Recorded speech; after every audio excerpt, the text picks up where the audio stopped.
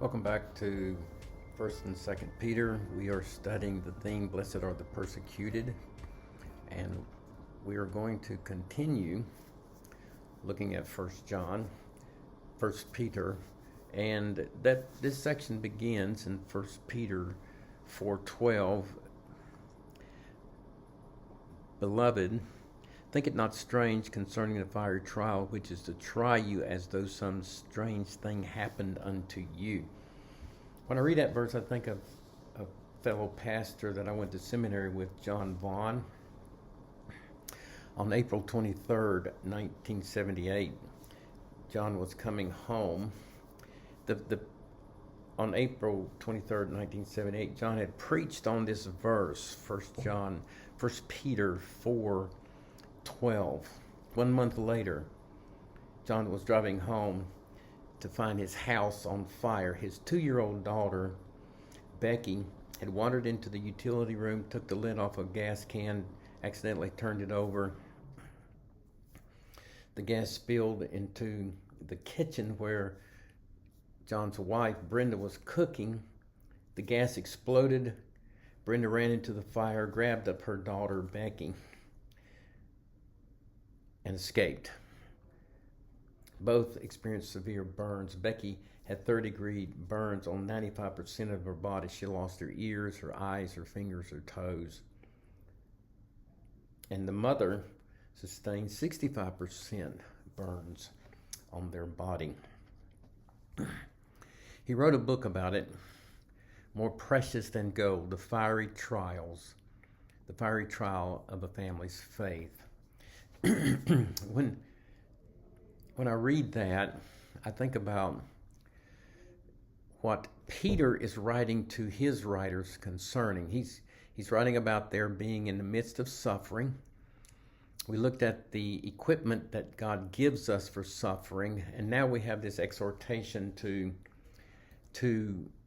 endure suffering. And we learned these lessons. Number 1, believers should expect suffering, chapter 4, verse 12. Don't think it's something odd that you suffer, especially for your faith. Jesus said, if they persecuted me, in John 15:20, they're going to persecute you. And notice that if we go back to chapter 1,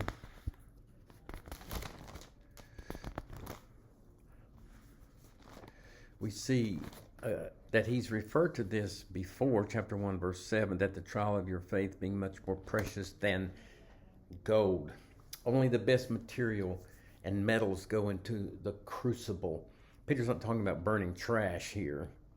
He's talking about gold, that when it is burned, it is purified. The impurities rise to the top, and then they are skimmed off. These fiery trials test us. They try you, he says in this verse. In James, we learn that this word, pyrosmos, can be used for either a trial or temptation. For example, James 1:2, my brethren, count it all joy when you fall into trials. But in verse 13, he says, let no man say when he is tempted, same word, I am tempted of God. So the same experience can be a trial or a temptation. Joseph was tempted by Potiphar's wife, but he was tested by God. And so God can sometimes use these trials in our life, even temptations, to make us better. We should expect them. Suffering is normal for the child of God. It is not something odd. And perhaps there is an allusion here, as I mentioned last time, to Nero, who will eventually set these believers on fire. He will cover them in pitch. He will put them on stakes. He will light them up at night so they can illuminate his parties. That is coming. Believers should expect fiery trials. Believers should rejoice in suffering, verse 13. But rejoice in as much as you are partners of Christ's suffering. So we rejoice now because we're sharing in Christ's sufferings. Peter experienced this after his second persecution. They forbade him in Acts 5 to preach anymore the gospel. They released him from prison. He went away rejoicing that he could suffer for Christ. So we can also have joy because of Christ's future coming. In verse 13, but rejoice inasmuch as you are partakers of Christ's suffering, that when his glory shall be revealed, you may be glad.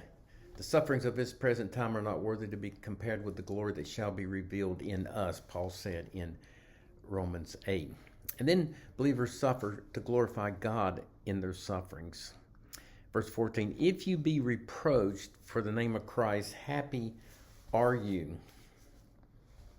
Christ was reproached. If you be the Son of God, come down off that cross, Mark 15:32. These believers were being verbally reproached. It says if, but it's that first class condition, which means since. Since you are verbally reproached. That's the extent of the persecution that most of us go through today. We get angry emojis in Facebook. But sometimes that persecution will be much worse. If you're a pastor, sometimes there's an element in the church that can rise up against you and go behind your back and spread rumors and turn the people against you. It can get more fierce than just your feelings being hurt. And we know that these believers here would eventually be martyred for Christ. Believers should not bring on the wrong kind of suffering, verse 15, but let none of you suffer as a murderer or a thief or a busybody. I think of J. Frank Norris. He's one of those fundamentalists in the modernist fundamentalist battle. He was known as a fighting fundamentalist. But J. Frank Norris had a man to come into his office angry. The man reached into his suit coat. J. Frank Norris had his pistol, shot and killed the man. He murdered a man that had no gun on him. That was a bad testimony. This fighting fundamentalist really brought a reproach on the name of Christianity. Believers should not be ashamed of suffering for Christ. Verse 16, yet if any man suffer as a Christian, let him not be ashamed. So this word Christian is found only 3 times in the Bible, Acts 11, Acts 26, and right here, 1 Peter 4. And it was a name given to reproach those who were believers. If any man suffers as a Christian, let him not be ashamed. And then believers suffer in the light of end-time events. Verse 17, for the time is come when judgment must begin at the house of God, and if at first begin at us, what shall be the end of them who obey not the gospel?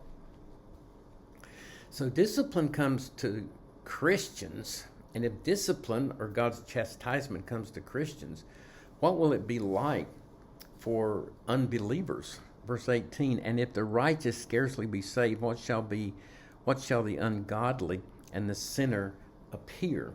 God is a faithful judge. He is our Father, but at the same time, He is our judge. Believers, lastly, should entrust their souls to the Creator. Wherefore, let him that suffers according to the will of God commit the keeping of their souls to Him in well-doing as unto a faithful Creator. So what happens in our life happens because God is sovereign. He's the Creator. He sovereignly sustains what He has created. Job actually accused God of wrong. He accused the Creator of wrong, but then God eventually showed him that God was not wrong. Job had a bad attitude about his suffering, but his suffering was because of the sinfulness of others. John Bone's daughter Becky and wife Brenda had to go through many surgeries. They had to endure. Becky, who received those third-degree burns on 95% of her body, was 37 months in the hospital and had to undergo 65 surgeries.